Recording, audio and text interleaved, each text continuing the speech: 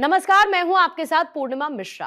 हमारे खास प्रोग्राम क्या कहते हैं नरेंद्र मोदी में आज आपको सुनवाएंगे पीएम मोदी का वो ऐतिहासिक भाषण जो उन्होंने 18 मार्च 2024 को कर्नाटक के शिमोगा में दिया। अपने भाषण में प्रधानमंत्री ने कहा कि कांग्रेस ने पहले देश को बांटा, जाति में बांटा, समुदाय में बांटा, धर्म, क्षेत्र और भाषा के आधार पर लोगों को बांटा और सत्ता हासिल करने के लिए कांग्रेस ने देश का बंटवारा भी कर दिया। लेकिन फिर भी बांटने की मानसिकता वाली इस कांग्रेस को इतने से संतोष नहीं हो रहा है। अब कांग्रेस फिर से देश को बांटने वाले खतरनाक खेल खेलने लगे हैं। साथियों, पिछले 10 वर्षों में देश ने बीजेपी का काम देखा है। बीजेपी की सबसे बड़ी प्राथमिकताएं हैं विकास, गरीब कल्याण और सामर्थ्यवान भारत। वहीं दूसरी ओर कांग्रेस है। कांग्रेस के पास विकास का एजेंडा नहीं, इसलिए वो तरह तरह के हथकंडे आजमाती है। कांग्रेस का पहला हथकंडा है झूठ बोलो, बड़े बड़े झूठ बोलो, बार बार झूठ बोलो, जहां जाओ वहां झूठ बोलो, सुबह शाम झूठ बोलो। कांग्रेस का दूसरा हथकंडा है अपने झूठ को ढकने के लिए नए झूठ बोलो। कांग्रेस का तीसरा हथकंडा है जब पकड़े जाओ तो अपनी करतूतों का ठीकरा दूसरों के सर पर फोड़ दो। हर चुनाव से पहले कांग्रेस के लोग बड़े बड़े झूठे वादे करने में एक्सपर्ट हो गए हैं। यहां कर्नाटका में भी कांग्रेस ने यही किया और अब सरकार बनने के बाद कांग्रेस फिर झूठ पर झूठ, झूठ पर झूठ, झूठ पर झूठ बोले जा रही है। कभी वो केंद्र को जिम्मेदार बता रही है, कभी मोदी पर आरोप लगा रही है, तो कभी दूसरी पार्टियों पर अपनी नाकामी का ठीकरा फोड़ रही है। क्योंकि कांग्रेस की मंशा कभी लोगों की भलाई करने की नहीं होती। कांग्रेस का केवल एक ही इरादा होता है, लोगों को लूटना, अपनी जेब भरना। इसलिए कांग्रेस को जब से कर्नाटका में मौका मिला है तो इन्होंने कर्नाटका को अपना एटीएम बना दिया है। यहां इनकी लूट इतनी बढ़ गई है कि सरकार चलाने के लिए पैसे तक नहीं बचे और इस लूट में भागीदार बनने की होड़ मची हुई है। कोई यहां सीएम इन वेटिंग है, कोई यहां फ्यूचर सीएम एस्पिरेंट है, कोई यहां सुपर सीएम है, कोई यहां शैडो सीएम है और इतने सारे सीएम के बीच एक दिल्ली के कलेक्शन मिनिस्टर भी है। कांग्रेस की इस करतूत का नुकसान कर्नाटका के लोगों को उठाना पड़ रहा है। कुछ ही महीनों में कांग्रेस की सरकार ने कर्नाटका की साख को बहुत बड़ा धक्का लगा दिया है। मैं कांग्रेस के प्रति कर्नाटका के लोगों का आक्रोश देख रहा हूं, उनका गुस्सा समझ रहा हूं। कांग्रेस सरकार के ऐसे रवैये के बीच बहुत जरूरी है कि कर्नाटका की लोकसभा की हर सीट पर बीजेपी एनडीए को विजय मिले। बीजेपी एनडीए के सांसद कर्नाटका के लोगों की सेवा के लिए काम करेंगे, यहां केंद्र की योजनाओं को अच्छी तरह से लागू करने में मदद करेंगे। साथियों, कल मुंबई में शिवाजी मैदान में इंडिया अलायंस की तरफ से एक खुला ऐलान किया गया है। वो लोग हिंदू धर्म में समाहित शक्ति को समाप्त करना चाहते हैं। हिंदू शक्ति को समाप्त करने का उन्होंने बीड़ा उठाया है। हिंदू समाज जिसे शक्ति मानता है, उस शक्ति के विनाश का उन्होंने ऐलान कर दिया है।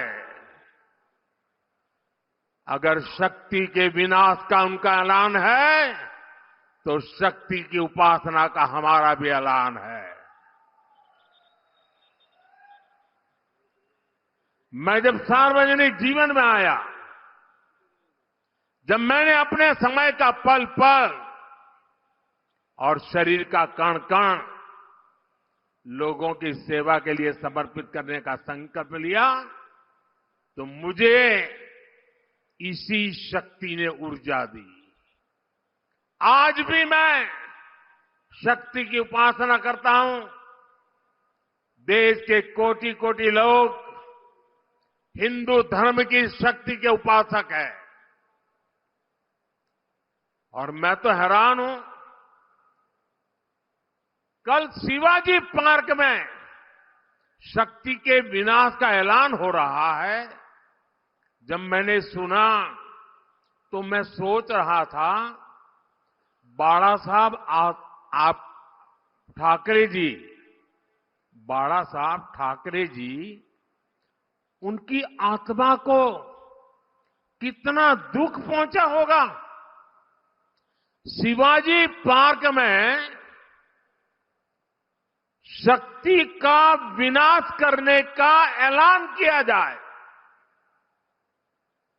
वो भी शिवाजी पार्क में, और उस भूमि पर जहां का बच्चा बच्चा जन्म से जय भवानी जय शिवाजी का मंत्र लेकर के बड़ा होता है।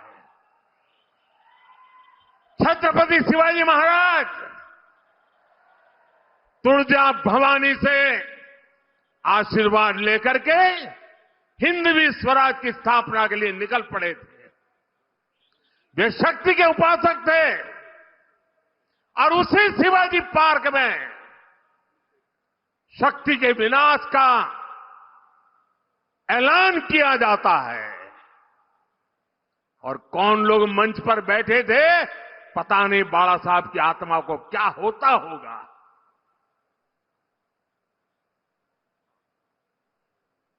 शक्ति का विनाश करने की सोच, साथियों, मेरे लिए देश की नारी भी इसी शक्ति का प्रतिबिंब है।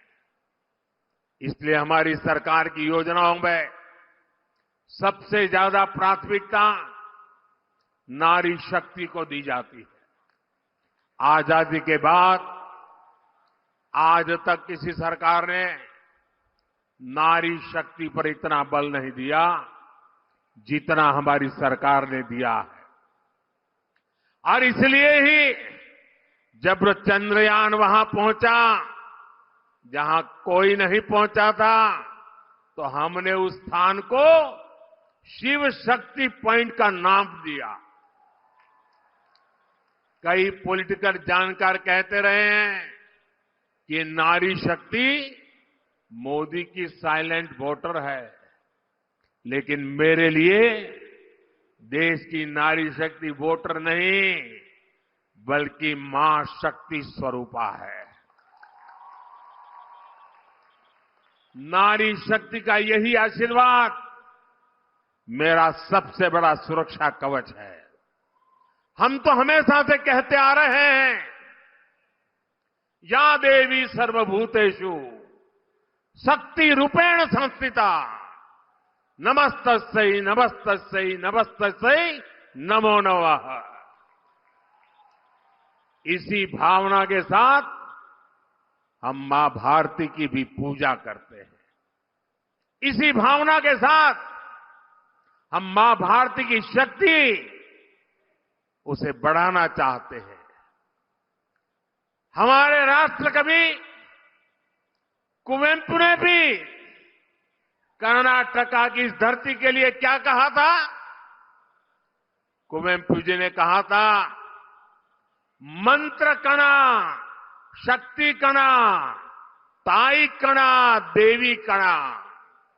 उन्होंने कर्नाटका माता को भी शक्ति के रूप में देखा था। इंडी अलायंस के लोग अब इसी शक्ति को कुचलना चाहते हैं, तबाह करना चाहते हैं, समाप्त करना चाहते हैं। इन्हें मां भारती की बढ़ती हुई शक्ति से नफरत हो रही है। इन्हें भारतीय नारी का उत्थान अच्छा नहीं लग रहा है। इन्हें भारतीय नारी का सशक्तिकरण पसंद नहीं आ रहा।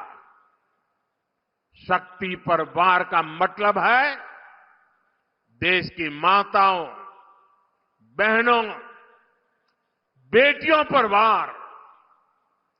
शक्ति पर वार का मतलब है नारी कल्याण की योजनाओं पर वार। शक्ति पर वार का मतलब है मां भारती की शक्ति पर वार। ये शक्ति ही है जिसके अवतरण से भारत की भूमि से आतंक और अत्याचार का अंत होता है। इंडी अलायंस ने, कांग्रेस ने इसी शक्ति को ललकारा है।